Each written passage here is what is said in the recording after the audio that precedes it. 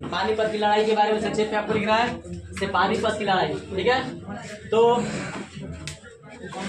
पानीपत की लड़ाई जो है पानीपत के ऐतिहासिक मैदान में, पानीपत जगह का नाम है। ठीक है, पानीपत के ऐतिहासिक मैदान में इब्राहिम लोदी और किसके बीच हुआ था? बाबर के बीच। ठीक है, और इस युद्ध में क्या किया था बाबर? बहुत ही ज्यादा मतलब तूफ जो होता है, जिसे क्या होता है, बम बारूद चलता है, तो खाने का यूज किया था और घोड़सवार का यूज किया था। यानी कहने का मतलब तोप का भी यूज किया था और घोड़सवार मतलब घोड़ा पे चढ़ के कहते ना, तो घुड़सवार और तोपखाना दोनों का संयुक्त एक साथ प्रयोग किया था। अब बताइए कि घुड़सवार यानी कि वही ताकतवर सैनिक होती है, तोप यानी कि बम बारूद वो तो खतरनाक होता ही है। दोनों का प्रयोग किया है ना। दोनों का प्रयोग करने का मतलब ये हुआ कि इब्राहिम की सेना कमजोर पड़ गई। तो पानीपत का युद्ध किसके बीच हुआ था? इब्राहिम और तो बाबर ने क्या किया था कि पूरा एक साथ घुड़सवार और तोप का प्रयोग किया था, जिससे क्या हुआ? अब देखिए भयंकर गोलाबारी किया, इतना ना इसमें विस्फोट किया कि जो इसकी सैनिक थी, किसकी? इब्राहिम लोदी के सैनिक में भागदड़ मच गया। क्योंकि अब मान लीजिए सैनिक लड़ रहा है दोनों तरफ से, पीछे में कोई अगर बम पटक दे तो भागदड़ मच जाएगा ना जी। इब्राहिम सेना की जो सेना थी उसमें भागदड़ मच गया, और भागदड़ मच गया तो भागने लगे इधर उधर अपना जान बचाने के चक्कर में, क्योंकि जान सबको प्यारा होता है। भले लड़ता है वो अलग चीज है ना, लेकिन जान सबको प्यारा होता है। तो अपने जान बचाने के लिए इधर उधर भागने लगे, और जब सैनिक भागने लगे, इब्राहिम लोदी राजा था, शासक था, वो भाग के कहाँ जाएगा? चारों तरफ से उसको बाबर के सैनिक घेर लिया, अब अकेले बच गया।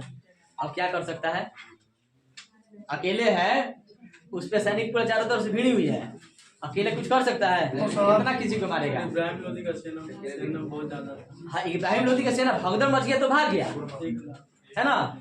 भगदड़ में क्या हुआ? भाग गया, अब बच गया अकेले ही इब्राहिम लोदी। अब जब भगदड़ होगा, बम पटकेगा, यहाँ पे कौन अगर आग बजा देगा तक का बम हुआ तो क्या करेगा? छुप छुप के भागना शुरू करेगा, हो जाएगा हम अकेले। हम लोग आपको अच्छा ठीक है, आप लोग इब्राहिम लोदी की सेना नहीं है, मेरा सेना नहीं भाग सकते है ना।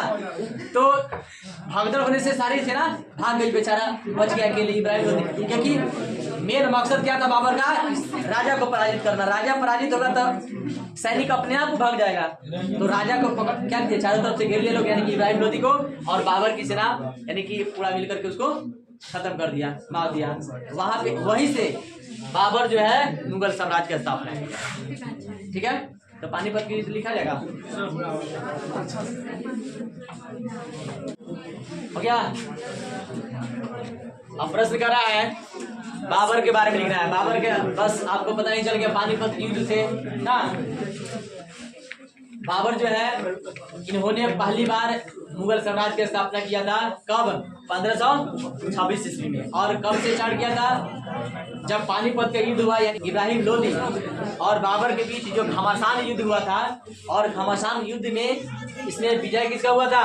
बाबर का, यानी कि बाबर की जीत हुई थी और इब्राहिम लोदी की हार हुई थी। और इसको हरा करके वहीं से पानीपत में जो हरा था, पानीपत में युद्ध हुआ था, इसलिए पानीपत के नाम से जाने जाते हैं। उसको क्या किया बाबर ने?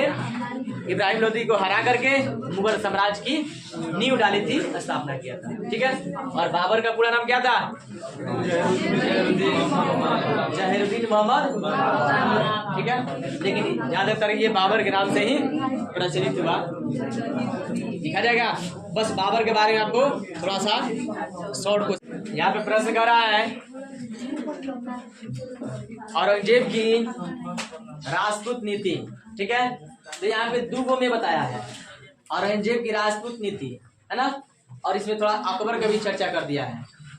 औरंगजेब की राजपूत नीति जो है अकबर की राजपूत नीति से बिल्कुल भिन्न था। अभी इसके पहले आप क्वेश्चन कुछ देर पहले पढ़े हैं है ना, कि अकबर ने जब अपना शासन स्थापित किया तो उस समय जो जजिया कर लिया जाता था, तो ब्राह्मण के साथ साथ अन्य मतलब राजपूतों के साथ साथ अन्य जितने भी थे सब पे क्या किया? कर माफ कर दिया, हटा दिया।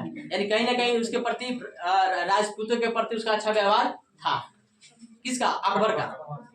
अकबर का व्यवहार सबके लिए अच्छा था, लेकिन औरंगजेब की, यहाँ पे क्योंकि पहले ही लिखा गया है कि अकबर की राजपूत नीति, औरंगजेब की राजपूत नीति अकबर की राजपूत नीति से बिल्कुल भिन्न थी। इनका हमेशा, यानी औरंगजेब का हमेशा द्वेष भावना, जलन, है ना, सहिष्णुता, यानी अनेक प्रकार के, यानी कि हमेशा क्या उसको दबाना, हमेशा उस पर आक्रमण करना, किस पे, राजपूत के ऊपर, हमेशा आक्रमण करके उसके साम्राज्य को छीन लेना, अपने साम्राज्य मिला लेना। लेकिन अकबर का ऐसे नहीं था, इसलिए बता रहा है कि बहुत भिन्न था। वो जितना न्यायप्रिय थे उतना ये नहीं बन सका, है ना। तो ये हमेशा क्या, राजपूतों के प्रति हमेशा लड़ाई झगड़ा, छीनना, मारना, लेकिन कभी भी इसको पूर्ण रूप से सफलता नहीं मिला।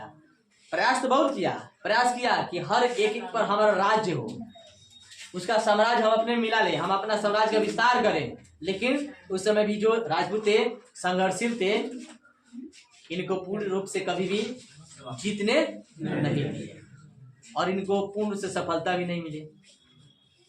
औरंगजेब को अनेक प्रांतों से हमेशा युद्ध करना पड़ता था, जैसे मेवाड़ है, मारवाड़ है, बुंदेलखंड है। इन जैसे प्रांतों में जो राजा हुआ करते थे, राजपूत हुआ करते थे, उनसे इनको संघर्ष हमेशा चलते रहता था। इसलिए संघर्ष करते थे कि उसका साम्राज्य अपने मिलाना था, लेकिन ऐसे संभव नहीं हुआ। ठीक है, तो राजपूत नीति जो है औरंगजेब का था, वो बिल्कुल ही क्या था, कटुता, ना ईर्ष्या, जलन, द्वेष, यानी कि हमेशा मार पीट, झगड़ा झंझट, बस राजपूत के प्रति इनका यही व्यवहार था। इनका व्यवहार कभी अच्छा नहीं रहा। नीति लिखा जाएगा इसका औरंगजेब का,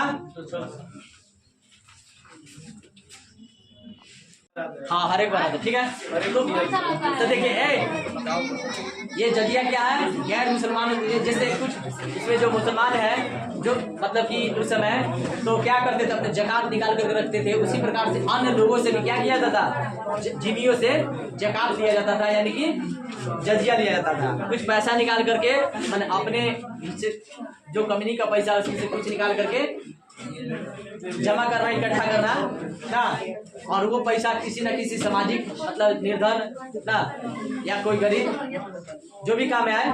लेकिन ये क्या किया, जजिया गैर मुसलमानों से जो लिया जाता था, उस जजिया को क्या किया, अकबर ने समाप्त कर दिया। समाप्त कब किए थे, 1564 ईस्वी में। कब किए थे, 1563 में तीर्थ यात्रा, और 64 में इन्होंने समाप्त करने की घोषणा कर दी। ठीक है, तो अतः है जजिया किसने समाप्त किया, ऑब्जेक्टिव में पूछ सकता है, जजिया किसने कब समाप्त किए। ठीक है, लिखा जाएगा।